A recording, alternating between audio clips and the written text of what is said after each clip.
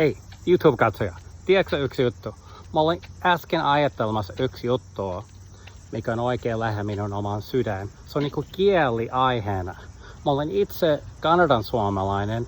Mä olin niinku vertaillut suomea englantia kohtaan. Ja mä ajattelin, että eikö toi joskus suomi kuulosta olevan niinku paljon jännittävämmin englantia? Sanotaan, että mä haluaisin harjoitella mun suomea enemmän jonkun suomalaisen kanssa.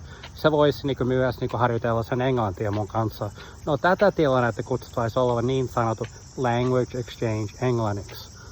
Mutta toi minusta kuulostaa olevan tylsää.